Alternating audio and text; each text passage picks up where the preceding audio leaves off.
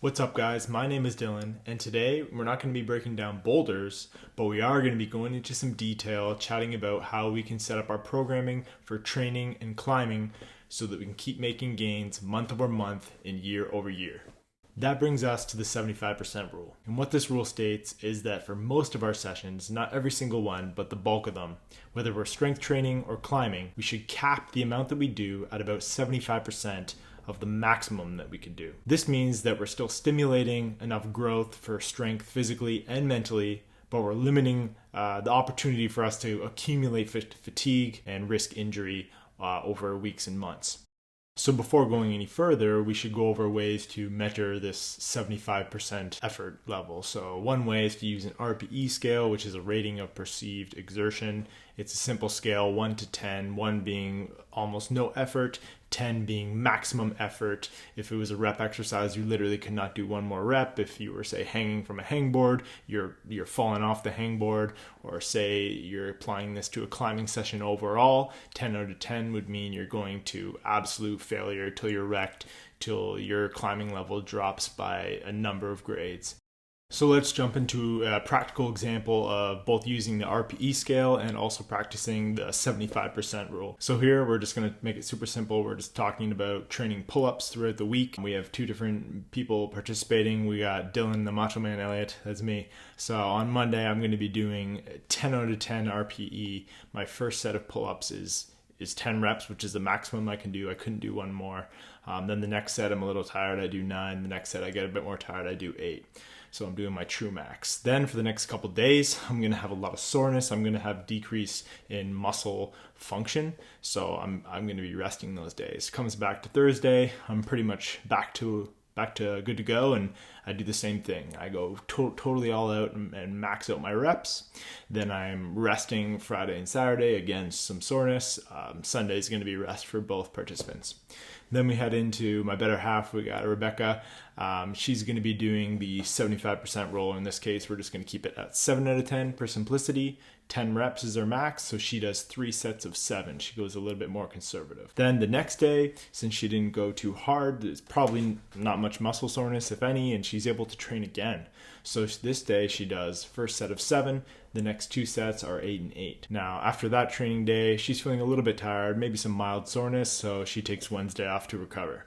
Then she comes back Thursday and Friday and repeats the same thing she did Monday and Tuesday. So overall, if we add up the amount of repetitions and the actual volume of training pull-ups throughout the week, I do 54 reps, while Rebecca gets in 88 reps. So that's 63% more work, more reps that Rebecca was able to get done by being a little bit more conservative each session and going at about 70 to 80%. And it's also important to consider that these pull-up reps were quality reps, meaning because she wasn't going to absolute failure, she was able to maintain good form and really focus on doing the movement with quality. So now let's expand a little bit more on the quality of work. Here we have a chart that kind of explains the flow state in learning and how the level of challenge can affect whether or not our session's productive in learning our sport and gaining skills, since climbing is a skill-first sport. So let's do an example where we have a climber of about 2 years and their absolute maximum grade is V5. So they take multiple sessions, weeks or more to get a V5 done. So if you put them on another V5, using this chart as an example, there's a lot of anxiety in terms of physically and mentally. Trying to move between holds is going to be very insecure. You're going to have to hold on as hard as you can. It's just not a very productive zone for actually learning the skill of climbing. Whereas you get the same person and put them on a V1, it's going to be the opposite scenario where their skill level is way above the challenge and they don't actually have to focus on their technique, and there's just boredom and not really productivity in that range either. So the secret is to get them in that RPE range, which is probably around that 75% in terms of the amount of challenge. So in this example, low end V4, hard V3, where it's something that you can do within a session, but it's really going to challenge your skills with climbing, your body positions, your beta. So it's challenging but doable, I'd like to say. Okay, so now let's take a look at a training program over about a month, so 4 weeks and about 16 training sessions. We have the y-axis, which is the RPE scale. That's supposed to represent a combination of the intensity of the session, but also the overall fatigue that you're creating with that session. And here we have a range of that 75%-ish intensity, so from 65% up to 85%, which are those green dotted lines. As you can see, most of the sessions are within these green lines, within that range, but there is going to be some sessions outside of that as well. So the ones peaking above the top green line are needed to really drive up the intensity every now and then to really stimulate that progression and get outside of our comfort zone. But you'll also see that most of these sessions are followed by a bit of a lull, so where we're going below that bottom green line and allowing a bit of recuperation and recovery. Then you can see towards the end of the month, we have a week where most of the intensities are pretty low, and this is what I would call more of a deload week, where you're really trying to fully recover from all the training the few weeks before. So let's head into some training patterns that I commonly see that probably could use a little bit of tweaking in terms of maximizing the effectiveness and efficiency of improvement over the long term. First, we have the all or nothing training pattern. This person would typically have a lot of days where they're at their absolute 9 out of 10, 10 out of 10 maximum effort and fatigue days. So probably a lot of just limit bouldering sessions. They're not actually spending a ton of time on the wall doing moves, making big links, or finishing problems. They're just trying to complete one move or two moves at a time. So you're missing out on a lot of that quality learning that we were talking about earlier in terms of actually improving your skills at climbing rather than the strengths of one specific move. A lot of these peaks are accompanied by a couple sessions of valleys or lulls down low because they're creating a lot of that soreness and fatigue and can't train again effectively for a few sessions. So they're constantly bouncing up and down and actually totally missing out on that money band in the middle, that 75% intensity. So overall, going to be a really stressful on the mind and body, going to be accumulating a lot of fatigue and also having an increased risk of injury over the long term. So next I want to touch on how our ego can often limit our progression in climbing. And I like to use this analogy that relates to the fighters in the UFC trying to make their way up towards the title. I've been a fan for over a decade, so this analogy really resonated with me, and hopefully even if you're not a fan, it kind of makes some sense. The way the UFC is organized is there's a bunch of different weight divisions, and each weight division has a champion.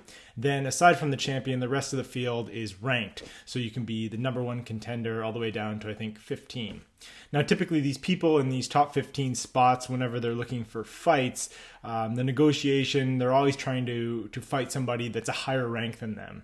Because if they fight somebody who's a lower rank than them, I think they view it that there's not much reward for the risk that they're taking on. So they're worried that if they lose to someone who's ranked lower, it's worse because they were expected to beat them. Whereas if they beat that person who's ranked lower than them, they don't have much to gain because they're ranked lower and they should have beat them anyway. Whereas if they fight somebody who's ranked higher, there's more reward with less risk, because if they beat them, it's a big accomplishment. They weren't supposed to beat them according to the rankings. But if they lose, it's like, well, they were ahead of me in the rankings anyway. It's not such a big deal. So basically, this analogy, I think, can really apply to people when they're looking to find things to project and what grades they go for. So I think a lot of times people could choose to almost overshoot more on their projects, getting on stuff that's perhaps a little bit beyond them, because there's not as much to lose if you don't do it. And if you're just flailing on a project, it's kind of expected because it's something that's really hard. And then if you were to somehow get it done, it's like a really big deal because it's a high V grade, right? Whereas there's the opposite. People are a lot less likely to choose things that are, ranked below them or at their actual climbing grade. So if you're looking to do something that you perceive as within your realm of abilities and you aren't able to get it done, you feel more like a failure and that you should have been able to do it.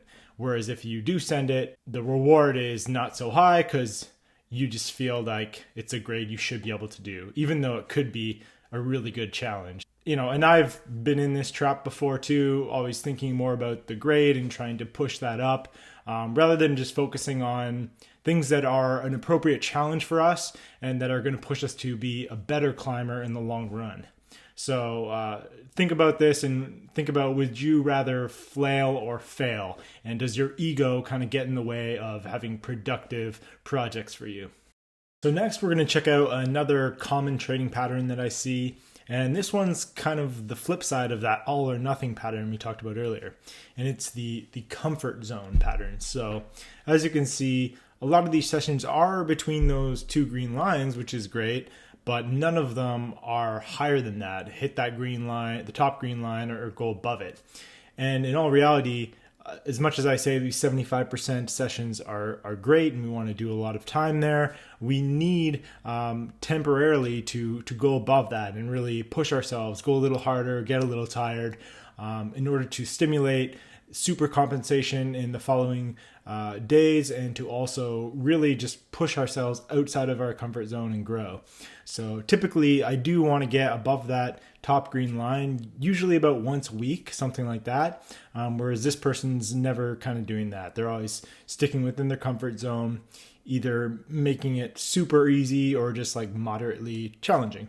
So in this sense, you end up getting, more boredom. You're not going to be as stimulated, your stagnation in your progress. And also there could be some increased risk of injury in this scenario because you're probably doing a lot more climbing volume, which is one thing that can lead to injury. And then you're also not pushing your strength and keeping that at a top level, because being strong overall and having good conditioning is actually a great way to resist injury over time.